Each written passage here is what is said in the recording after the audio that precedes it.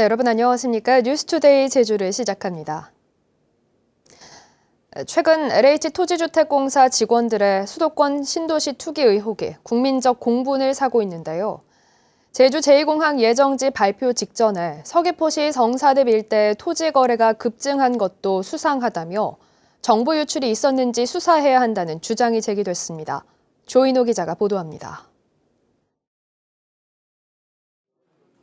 서귀포시 성산읍을 제2공항 예정지로 선정한 것은 국토교통부가 연구 용역을 맡긴 한국항공대 산학협력단. 입지 선정 과정에서 정보가 유출되면 부동산 투기로 땅값이 오를 수 있다며 철저하게 비공개로 진행됐습니다.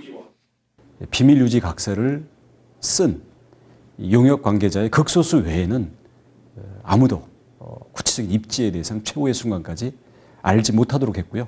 도지사도 최후의 순간에 알았습니다. 그런데 제2공항 입지가 발표됐던 2015년 성산읍의 토지 거래에서 수상한 움직임이 발견됐습니다. 1년 전인 2014년과 비교해 성산읍의 토지 거래 필지수는 108%, 거래 면적은 71%나 늘어난 것입니다.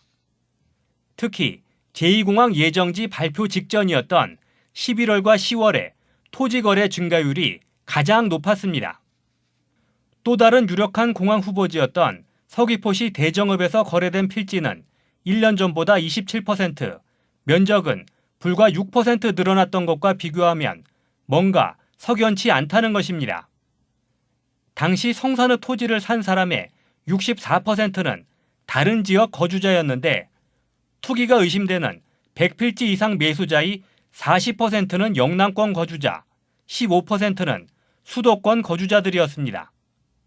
발표 직전 3, 4개월 동안 토지거래 건수가 집중적으로 몰렸다는 것은 실제적으로 이런 정보를 좌지우지했던 그런 쪽에서 사전적으로 정보가 유출됐고 공유하지 않았다는 거죠. 시민단체는 박근혜 정부 당시 청와대와 국토부 관계자, 연구 용역진 등을 상대로 제2공항 입지 정보 유출과 부동산 투기가 있었는지 전면적인 수사가 필요하다고 주장했습니다. MBC 뉴스 조인호입니다. 최근 제주도민을 상대로 외제차 수출 투자 사기가 기승을 부리고 있습니다. 외제차를 구입해 중고차로 둔갑시켜 수출하면 차량 한 대당 2천만 원의 수익을 준다는 말에 명의를 빌려준 피해자가 300명 가까이에 이르고 피해 금액은 600억 원이 넘습니다. 김찬년 기자입니다. 외제차 수출 사업에 투자한 이모 씨. 지난달 초 할부로 외제차를 사면 중고차로 동남아나 중동 등지에 수출해 대당 2천만 원의 수익을 준다는 말을 듣고 모 무역회사에 인감증명 등 명의를 빌려줬습니다. 자신과 부모는 물론 가족까지 대여해준 명의는 5명. 외제차 12대, 12억 원어치를 구입했습니다. 하지만 할부금을 모두 대납해주겠다던 해당 무역회사로부터 돈이 입금된 것은 구매 첫 달뿐. 이후 구매 할부금이 입금되기는커녕 외국으로 수출한다던 차량에 대한 국내 교통법규 위반 통지서가 날아오고 해당 무역회사와는 연락마저 끊겼습니다. 새 차라도 한 단계를 거치면 중고차가 되는데 중고차 같은 경우에는 무관세라서 거기서 나오는 차입금으로 해서 2천만 원이라는 수익금을 준다고 얘기를 했어요. 지난해 9월부터 이 씨처럼 사기를 당한 피해자는 지금까지 파악된 것만 280여 명. 피해 금액은 600억 원이 넘습니다. 자신을 무역회사 대표라고 속인 김모 씨는 제주 지역 대표와 함께 투자자들로부터 인감증명 등을 받은 뒤 60개월 할부로 1억 원짜리 외제차 수백 대를 구입한 뒤 최근 종적을 감췄습니다. 이거 국정원도 하고 부도 하고 경찰도 하고 다 한다고 하면서 100% 확실한 거래 막 하는 거라 해. 저하고 몇 번 통화를 했어요. 저 막 걱정되니까.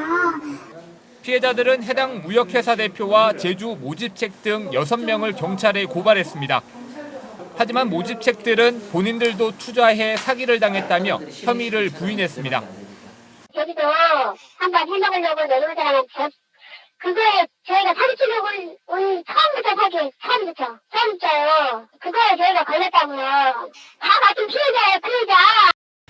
경찰은 제주에서 모집책 역할을 한 52살 A씨 등 3명을 입건해 조사하고 있는 것으로 알려졌으며 아직 사기당한 사실을 모르는 피해자들도 많아 피해 규모는 더욱 늘어날 것으로 보입니다. MBC 뉴스 김찬년입니다. 제주 지역화폐인 탐나는 전이 출시 3개월을 넘어서면서 사용자와 가맹점이 늘고 있습니다. 하지만 여전히 당초 목표치에는 미치지 못하고 있는데요. 탐나는 전 활성화를 위한 과제는 무엇인지 오승철 기자가 짚어봤습니다. 제주 시내 한 대형 소매점, 제주 지역화폐인 탐나는 전으로 계산하는 시민들이 눈에 띄게 늘었습니다. 물건 값을 10% 싸게 사는 효과 때문입니다. 한 달에 70만 원 정도 이제 충전을 하면 7만 원이 또 한 달 더 쓸 수 있으니까 카드는 이제 안 쓰고 이걸로 대체로 쓰고 있어요. 지난 4일 현재 탐나는 전 카드를 쓰는 도민은 3만 3천여 명.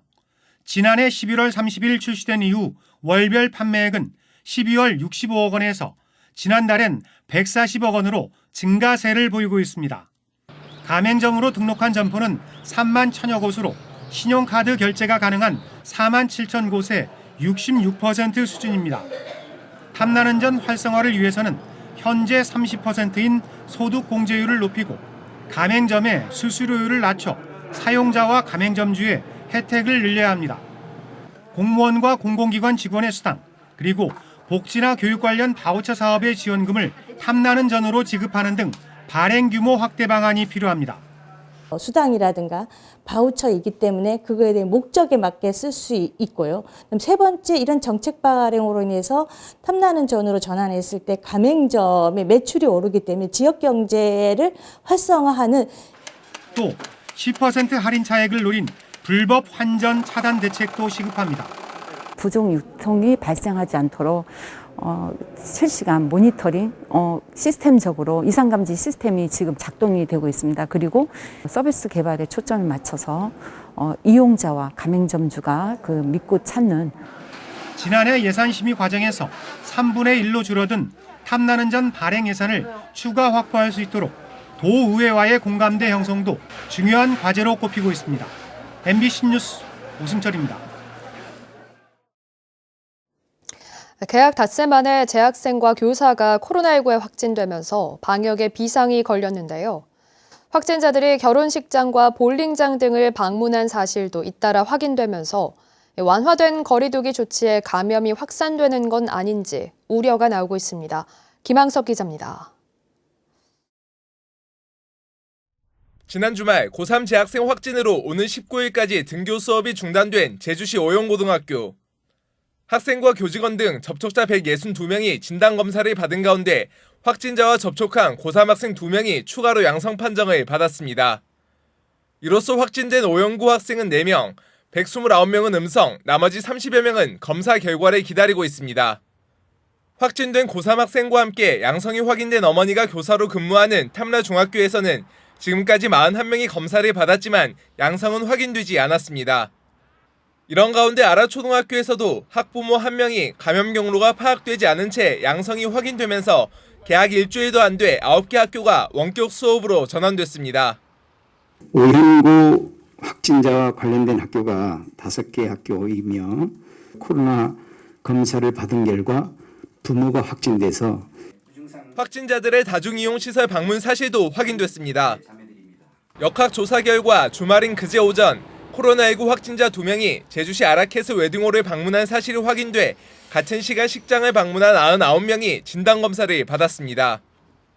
코로나19 확진자 2명이 예식장에서 마스크를 벗고 식사를 한 것으로 확인되면서 같은 시간대 예식장에 있던 방문객에 대한 진단검사가 이뤄지고 있습니다.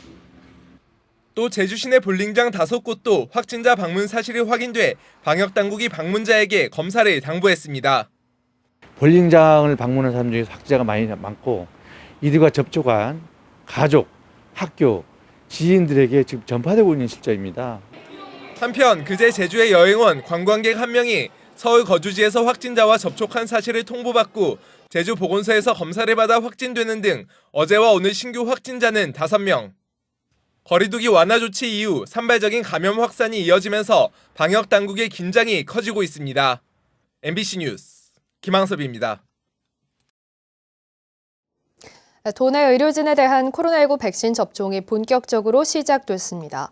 제주도에 따르면 어제부터 한라와 한마음, 한국과 중앙, 연강과 열린병원 등 도내 일반 병원 의료진과 코로나 1차 대응 요원을 대상으로 아스트라제네카 백신 4,800회분의 접종이 시작됐습니다. 제주대병원과 제주, 서귀포 의료원 등 코로나19 환자 치료병원 3곳의 의료진들은 오는 15일에 도착하는 화이자 백신을 맞는데 도내 요양시설에서 아스트라제네카 백신을 맞은 2,100여 명은 지금까지 이상 반응이 없었습니다.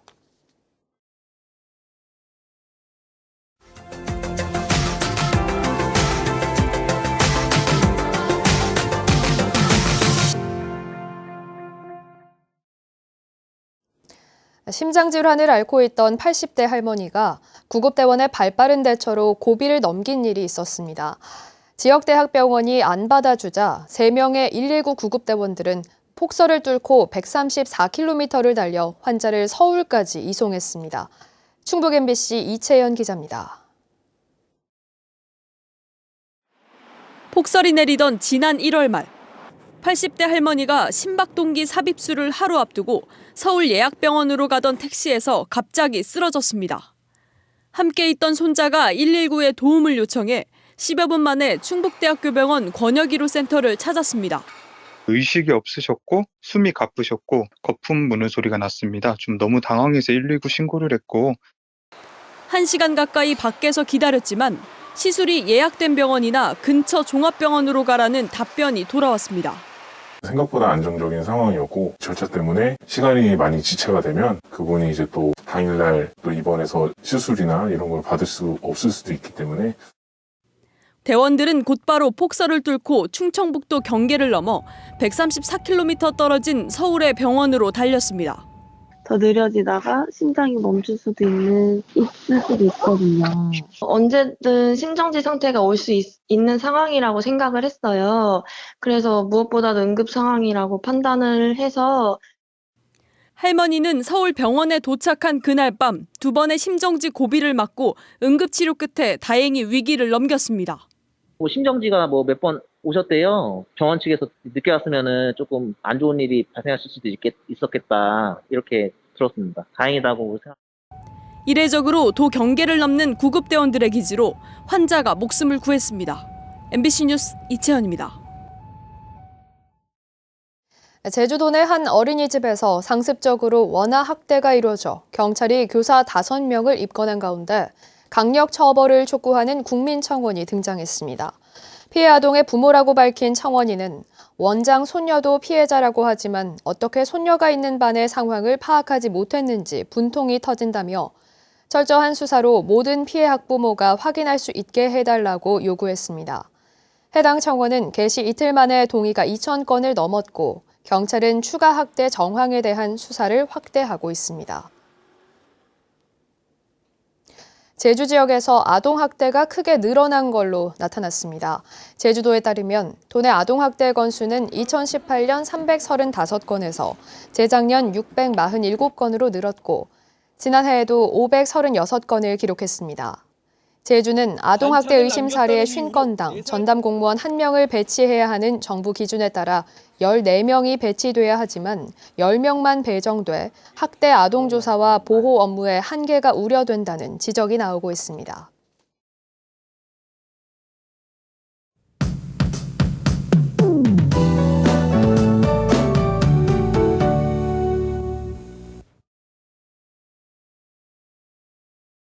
갈수록 봄 기운이 짙어지고 있습니다. 봄 날씨의 가장 큰 특징은 바로 일교차죠. 제주의 아침 공기는 조금 차갑지만 낮 동안은 예년 이맘때의 기온을 보이면서 포근하겠습니다.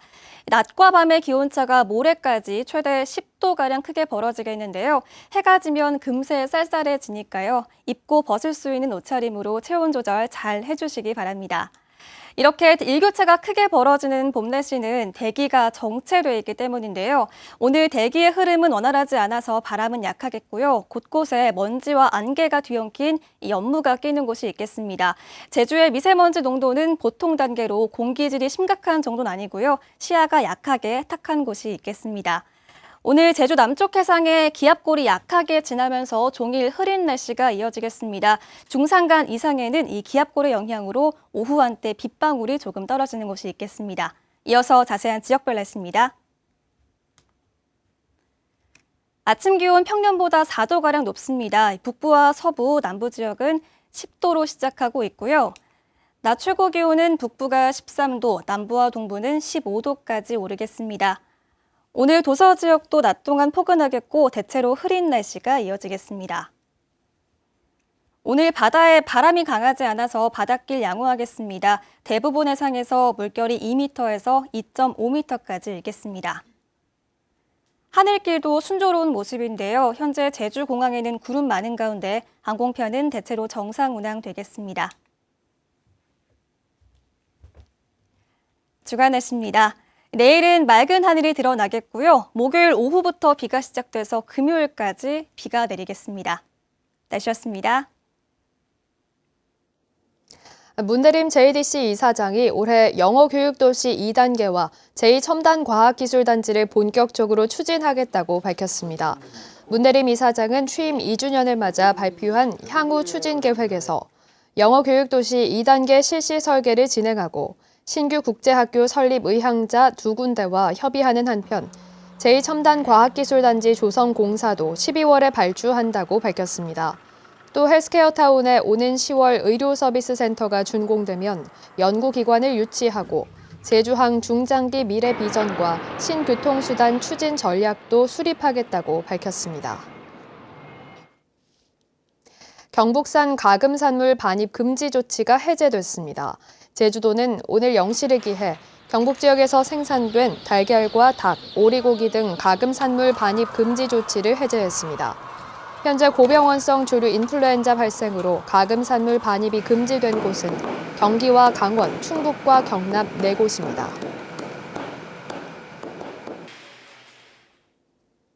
코로나19 여파로 지난해 제주 지역 기업들의 고용유지 지원금 신청이 급증했습니다. 제주고용복지플러스센터에 따르면 지난해 도내 고용유지 지원금 신청 건수는 6,200여 건으로 재작년보다 80배 늘었고 올 들어 지난달까지도 700여 건이 접수됐습니다.